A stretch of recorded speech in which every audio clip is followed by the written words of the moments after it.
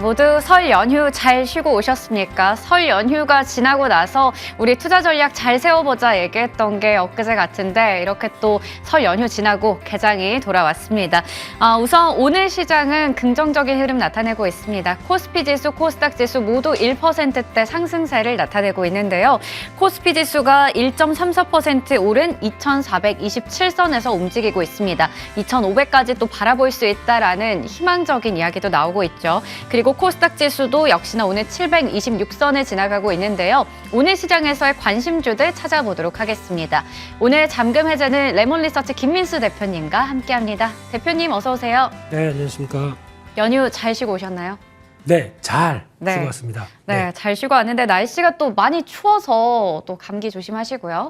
이럴 때는 주식 계좌가 네. 뜨겁게 달궈오르면 좀 낫지 않을까요? 좋습니다. 그러면 머니맵 통해서 지금 시장이 뜨거운지 아닌지 확인해 보겠습니다. 오늘 밖은 정말 춥지만 시장은 그래도 뜨거운 종목들 많습니다. 일단 대표적으로 뉴욕 증시에서 반도체 쪽이 또 강한 랠리를 보였었죠. 전기차도 마찬가지였고요. 간밤에는 살짝 그래도 오름폭을 줄이긴 했지만 일단은 오늘 IT 투톱이 모두 강합니다. 삼성전자 2%대로 SK하이닉스가 4%가 넘게 오르고 있고요. 삼성전기 오늘 또 실적 발표가 있을 예정인데 강세 이어가고 있습니다. 2차 전지주 쪽에서도 LG에너지솔루션, 삼성 SDI가 특히나 강하고요. SK이노베이션, LNF까지 훈풍이 모두 다 닿고 있는 상황입니다. 오늘 특히나 강한 쪽이 바로 금융주이겠죠. 전반적으로 강한 흐름 나타내고 있고 자동차 쪽도 역시 강하고요. 네이버, 카카오까지 일제히 3%대 강세 나타내고 있습니다. 그 밖에 좀 볼만한 건 사실 그동안 강했던 리오프닝주가 오늘은 일단은 약세로 돌아섰다라는 부분 좀 특징적으로 체크해 볼 수 있겠습니다. 그러면 오늘 오르고 있는 종목들 중에서 개장 특징주들 하나씩 체크해 볼 텐데요. 오늘 오스템 임플란트가 강한 흐름 나타내면서 이 전반적으로 치아, 임플란트 관련주도 일제히 강한 흐름 나타내고 있거든요. 덴티움이나 레이 같은 종목들 신고가 일제히 쓰고 있습니다. 중국의 리오프닝과 관련해서 최대 수혜주라는 얘기가 나오고 있죠. 오스템 임플란트 같은 경우에는 사모펀드 쪽에서의 매수 이러한 또 개별 이슈도 있는데요. 이쪽 임플란트 쪽 어떻게 보고 계신가요? 네, 지금 오스템 임플란트가 쏘아 올린 공을 이제 다른 업체들까지도 확산이 들어가는 변화로 봐야 되느냐. 이게 가장 큰 핵심이라고 봐야 될 것 같은데요. 일단 오스템 임플란트는 저희가 알기로는 한 1년 전이죠. 네, 한 2천억 대 이상 횡령 사건 났었고 회사는 참 괜찮고 성장할 걸로 보는데 이 ESG라고 하는 부분 쪽에서 좀 못 따라간다라는 측면들이 그런 쪽에서 이제 추가적으로 기업 지배구조 개선을 원하는 또 하나의 강성부 펀드 이쪽이 들어오기 시작하고 거기다가 또 백기사가 마련되고 하는 어떤 지분 관련된 얘기의 싸움이 또 벌어지다 보니까 그에 따른 변화가 그동안 좀 저평가를 받았던 물론 리오프닝도 중요하겠지만 이런 업체들에 대한 재부각들이 나오기 시작하면서 변화를 이끈다라고 하게 되면 긍정적이라고 봐야 되겠죠. 그래서 지금 만약에 오스템 임플란트가 어떤 여러 가지 사건에도 불구하고 어느 정도 밸류를 제값으로 받기 시작한다라고 하게 되면 나머지 업체들도 거기에 따라올 수 있는 환경들이 마련되겠다라는 쪽에 포인트를 맞추면서 봐야 될 걸로 보여지는데 중요한 거는 저희가 따지는 것 중에 하나가 이제 다 알려진 사실이죠. 네. 그럼 셀 온 뒤에도 오스템 임플란트 관련된 쪽의 탄력들을 계속 보유할 수 있겠느냐라는 쪽도 한 번쯤 생각해 봐야 될 것 같은데 이 부분은 확산 쪽으로 들어가는 게 맞지 않나 싶고요. 그래서 지금 오늘 이슈가 나왔던 만큼 바로는 또 강하게 움직이는 것보다 단기차익 매물은 나오겠죠. 이 점들을 이용하면서 어떤 리오프닝 쪽에서 의료기기, 그러니까 즉 장비 쪽이죠. 어떤 이런 쪽의 변화들 계속 확산되면서 나올 수 있겠다는 쪽 생각해봐야 될 것 같습니다. 네, 저희 시간에도 불과 지난 시간만 해도 미용 의료기기 관련주들 여러 번 또 언급해 주시기도 하셨습니다. 오늘 전반적으로 치아 쪽에서 이 의료기기 관련주들 강한 흐름 나타내고 있는데 워낙에 오늘 다 같이 급등이 나오고 있기 때문에 지금 자리에서 보기는 조금은 좀 무리가 있어 보입니다. 그렇기 때문에 어느 정도 조정이 나왔을 때 접근해보자 얘기해 주셨습니다. 두 번째 개장 특징주 확인해 볼 텐데요. AI 관련주들 요즘 없으면 정말 소외감이 많이 들 것 같습니다. 사실 너무 많이 올랐어서 이제 좀 부담되기 때문에 보유자의 영역에서 봐야 되지 않을까라는 전략을 많이 세웠던 것 같은데 근데 또 그 얘기 나오고 나면 또 오르고 또 마이크로소프트 쪽에서 새로운 투자 계획을 밝히면서 오늘도 AI 관련주에게 힘을 싣고 있는데요. 코난 테크놀로지는 상한가 기록하고 있고요. 셀바스 AI 대표적인 대장주인데 21%대, 솔트룩스 비롯해서 나머지 종목들도 20% 가까운 급등이 나오고 있습니다. AI 관련주 쪽은 도대체 어떻게 봐야 될지 워낙에 다양한 종목들 많기 때문에 옥석 가리기도 중요해 보이는데요. 네, 이게 보통 그런 것 같습니다. 이제 테마주 많이 올랐다라고 해서 저희가 약간 좀 한 발 떨어져서 보는 건 사실이죠. 네. 또 무섭고요. 급락 나오면 어떡합니까? 근데 보통 끝날 때까지 끝난 게 아닌 그런 게임으로 봐야 될 것 같고요. 게다가 AI 쪽에 대한 뉴스들 그에 따라서 이끌려고 하는 여러 가지 변화들이 계속 나오다 보니까 대표적으로 마이크로소프트도 그런 쪽의 변화라고 봐야 되겠죠. 그래서 이런 부분에 대한 변화는 지금 벌어지는 게 현상이다라고 봐야 될 것 같은데 그러면 이제 AI가 확대되면서 나올 수 있는 변화들 계속 체크하는 게 맞다고 봐야 될 것 같고요. 그러면 AI가 계속 가속화되고 그에 따라서 산업들이 융합되기 시작했을 때 가장 필요한 데가 어딜까요? 제가 보기엔 오늘 또 벌어지고 있는 현상 네. 반도체겠죠. 네. 네, 반도체의 수요 특히 대표적인 AI를 중심으로 한 반도체 칩뿐만 아니라 그걸 보조해야 될 메모리 반도체도 당연히 커질 수밖에 없겠죠. 근데 지금 당장은 뭐 어떤 재고 처리 문제라든가 실적에 관련된 얘가 나온다고 하더라도 이 부분은 가야 될 길입니다. 그래서 아마 좀 후발주자로 가고 있는 쪽에 오픈 엣지 테크놀로지 같은 경우도 AI 반도체 쪽에 대한 IP에 강점이 있는 회사만큼 그에 따른 변화도 충분히 보여줄 것 같고요. 결국에는 기승전 반도체다라는 쪽에서 물론 그렇다고 또 반도체 이만큼 오른 데에서 따라가는 것보다 네. 이런 기술이 발달됐을 때 나올 수 있는 변화 이쪽을 계속 챙겨보면서 가져가는 게 맞겠다라고 보여지고 있습니다. 네, 미국에서도 바클레이즈에서 AI를 기반으로 한 반도체 수요에 대해서 긍정적인 얘기를 하면서 반도체 관련주들 AMD 비롯해서 오르기도 했었죠. 이렇게 AI 쪽과 반도체 함께 볼 수는 있겠는데 일단은 지금 역시나 너무 또 오르고 있는 만큼 지금 당장에 따라잡기는 좀 무리가 있어 보입니다. 그렇다면 오늘 잠금 해제 종목들은 이제 또 지금부터 접근할 수 있는 종목도 있을 테니까요. 하나씩 확인해 보도록 하겠습니다. 첫 번째 종목은 바로 롯데정보통신 보겠습니다. 메타버스와 전기차에 올라타다라고 하는데 핫한 테마 두 개를 또 안고 있네요. 첫 번째 투자 포인트 먼저 열어볼게요. 칼리버스입니다. 일단 롯데정보통신이 그래도 본업에 대한 회복 기대감도 있는데 신사업 메타버스 쪽에서도 모멘텀이 나타나고 있다고 하죠. 자회사 칼리버스가 이제 메타버스 관련해서 또 사업을 펼치고 있다고요. 네, 최근에 보게 되면 AI 쪽도 마찬가지죠. 네. AI 관련된 쪽의 가장 근본은 뭘까요? 소프트웨어 업체입니다. 소프트웨어 업체들이 앞으로 할 일이 많다라는 것 쪽에 대한 변화를 가져가게 되면 그래도 자금력도 충분하고 네. 그에 따라서 성과를 낸다라고 하게 되면 이런 대기업 관련된 소프트웨어 업체들 잘 봐야 되겠죠. 그런 쪽에서 롯데정보통신은 과거 한때 상장됐던 현대정보기술을 합병하기 시작하면서 보통 SI, 시스템 통합이나 또 SM이라고 하는 매니지먼트 쪽에 주력을 하는 회사로 보시면 될 것 같고요. 그만큼 롯데가 앞으로 주력으로 삼아야 될 여러 가지 IT 기반의 흐름들을 그대로 끌고 간다는 관점 쪽에서 신사업들이 보여준다. 그러면 그에 따른 결과가 나왔을 때 주가는 당연히 레벨업 시키는 게 맞지 않느냐. 별로 그렇게 안 비쌉니다. 주가가. 네. 네, 그런 쪽의 변화. 나도 소프트웨어 업체다. 이렇게 봐야 될 것 같습니다. 네, 나도 소프트웨어 업체다라는 부분에서 신사업, 메타버스 관련해서 얘기를 주셨습니다. 그러면 두 번째 포인트 확인해 볼 텐데요. 바로 전기차 사업입니다. 전기차 충전 시장에 진출을 했다고 하는데 중앙제어 인수, 이거 어떤 얘기인가요? 네, 일단 앞서 잠깐 그 칼리버스 얘기가 그냥 훅 넘어가가지고요. 아, 그렇군요. 네. 이쪽이 쉽게 말씀드리면 이번에 CES 2023에서 보여줬던 내용들입니다. 우리 앞으로 이렇게 해간다라고 네. 하는 대표적인 상황들이죠. 그래서 메타버스 플랫폼 만들어 놓고 이번에 보여줬던 게 허브월드라고 하네요. 무슨 그 허브? 이거 아니죠.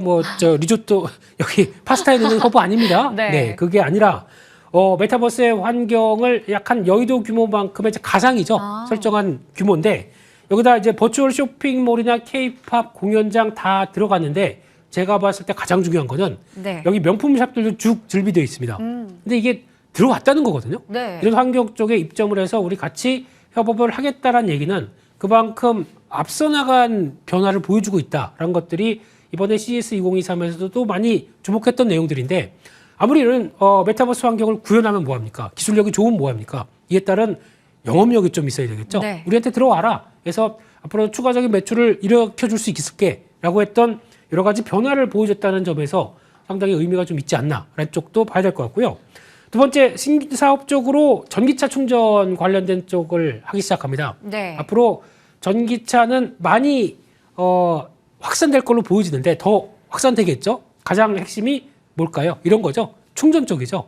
이 충전이 그냥 집에 가서 하루 종일 꼽아놓고 있어야 뒤에 옆집 차도 나도 해야 되는데 이러면 안 되겠죠? 네. 그러다 보니까 전기차의 가장 핵심은 무선 충전, 고속 충전 이쪽으로 갔었을 때 기술력 있는 업체가 뭐냐가 가장 핵심이라고 봐야 되는데 지금 나오는 중앙제어 같은 경우는 그래도 관련된 쪽에서 시장 2위 규모를 차지하는 업체를 인수했다라고 하게 되면 플랫폼부터 충전 설비까지 다 할 수 있는 업체다라는 쪽에서 앞으로 롯데가 할 수 있는 일은 좀 크다고 봐야 될 것 같고요. 게다가 또 마트나 백화점 주차 공간에 전기차 충전 시설이 의무화됐습니다. 그러면 물론 신세계도 마찬가지겠지만 롯데도 마트나 백화점이 쫙 있죠. 네. 그럼 여기다가 충전 사업을 하기 시작한다라고 하게 되면 플러스 알파가 더 가속화될 수 있다. 그러면 마트에서 쇼핑하는데 알아서 충전해주고 네. 얼마나 좋습니까? 네, 이런 상황들 왔을 때 변화를 충분히 가져갈 수 있겠다. 이렇게 바라보고 있습니다. 네, CES에서 메타버스 허브월드를 공개하기도 했고 이러한 신사업 거기다가 전기차 충전이라는 좀 두 가지 모멘텀을 아우르고 있는 기업이었습니다. 이 부분들이 실적으로 잘 반영이 돼야 될 텐데요. 실적에 대한 전망은 어떻게 나오고 있나요? 네, 일단 소프트웨어 업체는 그동안 고생을 좀 많이 했습니다. 대표적으로 인건비 때문에 그랬죠. 네. 특히 작년 같은 경우 인건비가 가파르게 올라오다 보니까 제대로 어떤 판관비라고 그러죠. 네. 그와 관련된 부대 비용들이 또 올라가고 인건비의 흐름에 따라서 매출은 성장하는데 영업이익이 못 따라오는 변화를 보였습니다. 근데 이 부분이 어떤 인건비가 더 그러니까 작년에 반영된 만큼의 더 큰 폭의 변화는 없다라고 하게 되면 이런 여러 가지 관리가 수익성 중심의 변화가 올해는 좀 보여줄 걸로 예상하고 있고요. 그렇게 되면은 올해는 실적이 회복돼서 2021년대 수준까지는 돌아간다라고 하게 되면 이 부분이 아무래도 수익성의 변화를 이끌어낼 수 있는 흐름들이겠다는 쪽에서 좀 더 회복과 주가의 앞으로의 성장 동력 두 가지를 잘 챙겨보셨으면 좋겠습니다. 네, 그렇다면 앞으로 이 실적에 대한 회복, 주가에 대한 회복 기대감도 있는데 아까 전에 잠깐 얘기 주셨던 게 가격 아직 저렴하다 얘기 주셨거든요. 네. 가격 전략도 세워주세요.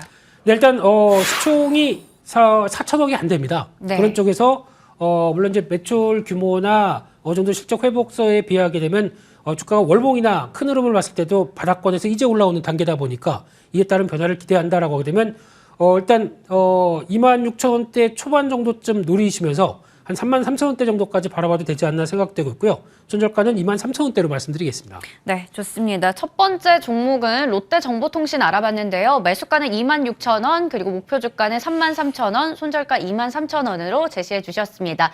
그러면 두 번째 잠금 해제 종목 확인해 보겠습니다. 바로 LX 하우시스입니다. 부동산 경기 침체에도 주목을 받는 이유가 궁금한데요. 사실 이런 인테리어 관련주들은 주택 매매량이 엄청난 재료가 될 텐데 그 이유를 하나씩 확인해 보겠습니다. 첫 번째 투자 포인트는 업황 부진.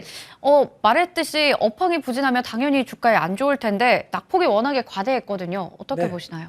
제가 LX 하우시스 하게 되면 하우스와 관련된 뭐 이런 쪽이 네. 다 있다 보니까 건자재 쪽이죠. 그렇죠. 네, 그러다 보니까 창호 인테리어 뭐 이쪽과 함께 의외로 자동차 부품 관련된 쪽의 매출도 약 한 30%가 됩니다. 그러니까 네. 건자재 쪽이 한 70%, 나머지가 한 30% 이렇게 보시면 될 것 같은데 업황 부진하니까 저희가 관심이 없습니다. 그러다 보니까 주가도 계속 하락했었죠.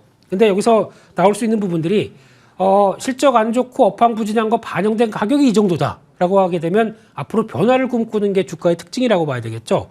그런 쪽에서 가장 또 LX 하우시스의 수익성을 좀 부진하게 만들었던 게 대표적으로 원자재 쪽인데 원자재 가격들이 하향 안정화되다 보니까 대표적으로 PVC 같은 경우도 마찬가지죠. 이쪽도 거의 점유율 40%로 1위를 차지하고 있는데 여기 들어가는 이제 PVC 가격 같은 경우가 많이 빠졌죠. 네. 그런 상황 쪽에서 안정화되고 또 요즘 인테리어 하게 되면 또 휘황찬란한 것 중에 대리석 있죠. 맞아요. 네, 이게 거의 이제 주방에 또 식탁에도 대리석으로 네. 쫙 뭔가 있어 보이죠. 인조 대리석 가격도 하락하기 시작합니다.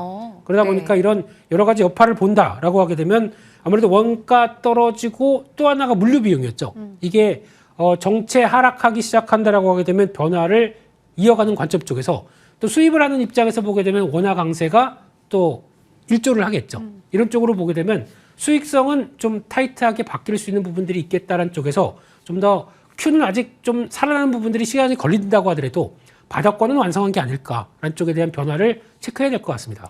네, 그럼 두 번째 투자 포인트 확인해 볼 텐데요. 건자재 비중이 앞서 봤듯이 70%인데 자동차 부품 쪽이 30%였습니다. 자동차 쪽에는 좀 적자를 이어오고 있었는데 이게 또 개선될 수 있다고요? 네, 자동차 쪽에 들어가는 뭐 부품 쪽이나 관련된 쪽에 원래 회사를 하나 인수했던 부분들이 네. 좀 인수했는데 괜히 좀 약간 약한 부분이었습니다. 그게 C2I라고 하는 슬로바키아 자동차 부품 공장이었는데 네. 이게 매각이 완료됐습니다. 그러다 보면 적자가 커지는 게 이제 방지가 되겠죠. 게다가 또 LX 인터가 관계사 쪽에서 한국유리공업을 인수하면서 나온 변화를 생각한다라고 하게 되면 안정적인 물량 조절이나 뭐 시너지도 기대가 될 수 있는 부분들이고요. 네. 그래서 자동차 부분에 대한 기대감들 많이 낮아졌던 부분들이 회복하기 시작한다라는 부분도 하나의 동력이 될 수 있겠죠. 그래서 그런 관점들도 한번 살펴보자라고 봐야 될 것 같습니다. 네, 그렇다면 LX 하우시스 세 번째 투자 포인트 확인해 볼 텐데요. 역사적인 하단에 위치해 있다라고 주셨어요. 사실 좀 흐름을 보면 연간으로 봐도 재미는 없는 그런 흐름인데 최근 들어서 며칠 동안 살짝 올라오고 있어요. 어떻게 보세요? 이 부분이 반영된다고 봐야 되겠죠. 네. 보통 국내 주식 쪽에서 작년에 그렇게 많이 빠지다 보니까 자산 대비, PBR 대비해서 역사적 바닥을 치고 또 업황까지도 기대할 게 없어 라고 하다 보니까 바닥에서 움직이는 종목들이 상당히 많습니다. 그 중에 하나가 LX 하우시스도 PBR 0.4배면은 거의 뭐 역사적 하단 부분 쪽에서 이제 막 고개를 들고 있는 대표적으로 이런 게 SKI 하이닉스도 마찬가지죠. 앞으로 안 좋을 거야 라고 하다 보니까 거기서 나왔던 변화가 이제 개선 쪽에 무게를 두기 시작한다 라고 하게 되면 아마 LX 하우시스도 월봉상이나 큰 흐름을 봤을 때 거의 바닥권일 가능성이 높다라는 쪽에 대한 변화를 봐야 될 것 같고요.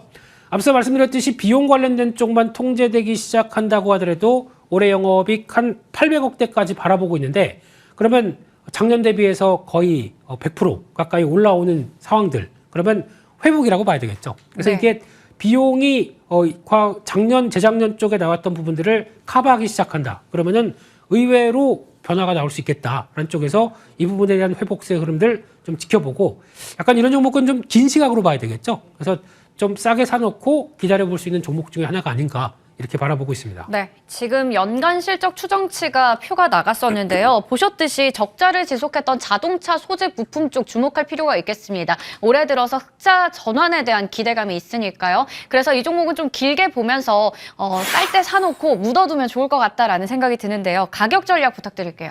네, 그러다 보니까 지금 가격대는 이제 살짝 올랐다고 하더라도 뭐 36,000원대 전후로 해서 타진하는 전략 나쁘지 않다고 봐야 될 것 같고요. 네. 그렇게 되면은 회복에 무게를 둔다라고 하게 되면 좀 높이 잡았습니다. 근데 높이 잡다 보니까 회복 관점 쪽에서 다음 저항대가 들어갈 때가 어디냐라고 하게 되면 약 한 52,000원대 정도까지도 바라보면서 흐름의 변화를 좀 이어가보자라고 말씀드리고 싶고요.